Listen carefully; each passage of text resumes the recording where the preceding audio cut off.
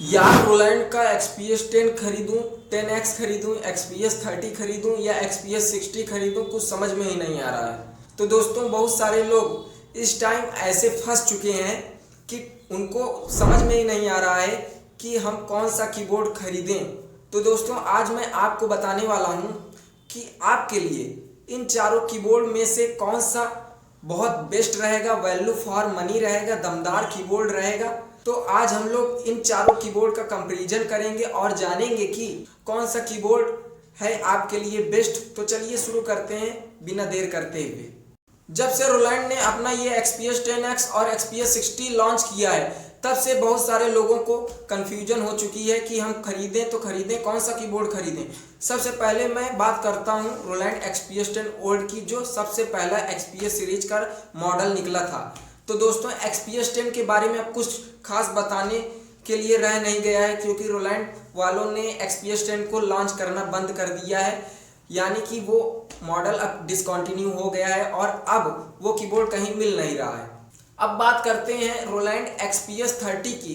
तो दोस्तों Rowland XPS 30 जब लॉन्च हुआ था तब उसकी प्राइस 60 से 65 हज़ार रुपये थी, लेकिन अब उसकी प्राइस इतनी ज़्यादा बढ़ चुकी है कि उसमें जितना भी फीचर है उस फीचर के हिसाब से वो कीबोर्ड बहुत महंगा लगता है। इस समय इस कीबोर्ड की प्राइस 85 हज़ार रुपये है और इस प्राइस के हिसाब से इस कीबोर्ड में बहुत सारी कमियां हैं, जैसे कि इस कीबोर्ड में टोन कट की बहुत ज़्यादा समस्या है। जब आप एक टोन बजाते समय दूसरे टोन को चेंज करते हैं तब इसमें खट से टोन कट जाता है और ये सुनने में बहुत ज़्यादा बेकार लगता है। और इस कीबोर्ड में एक बहुत ज़्यादा बड़ी समस्या है जो आपको जानना बहुत ज़रूरी है।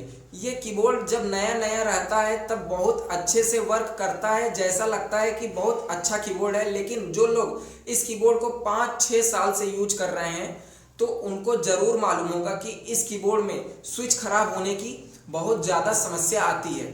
शुरुआत में बहुत अच्छे से इस कीबोर्ड की सारी बटन काम करती है, लेकिन जब ये 2-3 साल पुराना हो जाता है तो इसके जो बटन्स हैं वो काम करना बंद कर देते हैं, हैंग करते हैं, शॉर्ट करते हैं और आपको बार बार इस कीबोर्ड की बटन को रिपेयर करवाना पड़ता है।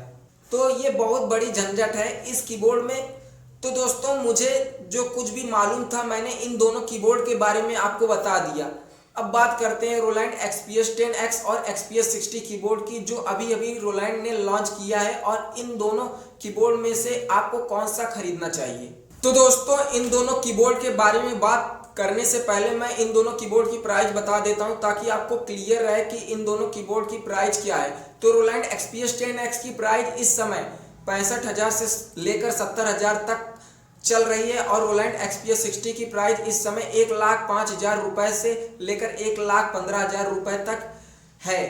ये डिपेंड करता है आपके एरिया पर और आपके व्यवहार पर कि दुकानदार से आपका व्यवहार कैसा है, और अपने व्यवहार के ऊपर आप दुकानदार से इन दोनों कीबोर्ड की प्राइस ज़्यादा या कम करवा सकते हैं। और दोस्तों अगर आपके एरिया या शहर या गांव में ऐसा कोई म्यूजिकल इंस्ट्रूमेंट का शॉप नहीं है तो मैंने इन सब कीबोर्ड का लिंक डिस्क्रिप्शन बॉक्स में दे दिया है। अगर आप वहां से जाकर बाई करेंगे तो आपको 15 से 20% तक का छूट मिलेगा।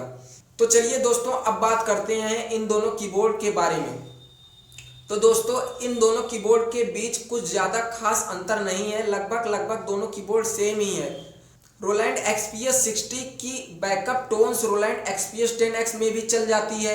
रोलैंड XPS 10X की बैकअप और टोन्स रोलैंड XPS 60 में भी चल जाती है।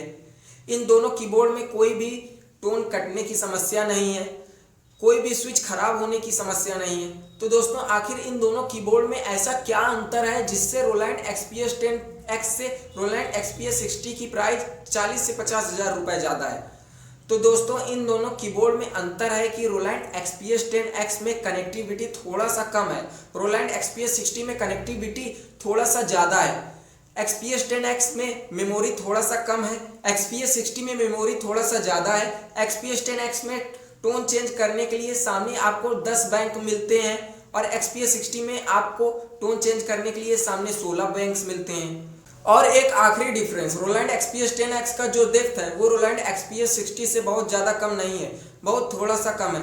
तो दोस्तों अगर आप कोई कीबोर्ड खरीदना चाहते हैं तो मेरी सलाह ये है कि आप रोलैंड XPS 10X ही कीबोर्ड खरीदिए। और दोस्तों अगर आप इन 2-4 फीचर्स के लिए रोलैंड XPS 60 खरीदना चाहते हैं तो आप बिल्कुल खरीद सकते हैं, क्योंकि जो रोलैंड XPS 60 में 2-4-5 तरह की कनेक्टिविटी बढ़ गई है मेरे हिसाब से, तो वो किसी के ज़्यादा काम आती नहीं है। और रोलैंड XPS 10X और XPS 60 के बीच जो डेप्थ का फ़र्क है वो 19-20 का फ़र्क है। और बात आई मेमोरी की, तो रोलैंड XPS 10X में आपको इतनी मेमोरी मिलती है जो कि बहुत ही इनफ है, क्योंकि रियल लाइफ में मेरे हिसाब से एक आर्टिस्ट 150-200 टोन से ज़्यादा इस्तेमाल नहीं करता है, और 150-200 टोन XPS 10X की मेमोरी में आराम से आ जाता है। लास्ट पॉइंट, अगर आपको सामने टोन चेंज करने के लिए ज़्यादा स्विच, ज़्यादा बटन चाहिए, तब जाकर आप XPS 60 खरीद सकते हैं। क्योंकि मेरे हिसाब से आज के समय में जो एक नॉर्मल आर्टिस्ट होता है, जो छोटे मोटे प्रोग्राम्स करता है, उसको कोई बहुत ज़्यादा पेमेंट देता नहीं है। और मेरे हिसाब से इतना कम पेमेंट में रोलैंड XPS 60 1 लाख से ज़्यादा रुपए फंसाना सही नहीं रहेगा। और अगर कोई अपने आत्मा संतुष्टि के लिए XPS 60 खरीदना चाहता है तो बिल्कुल खरीद सकता है।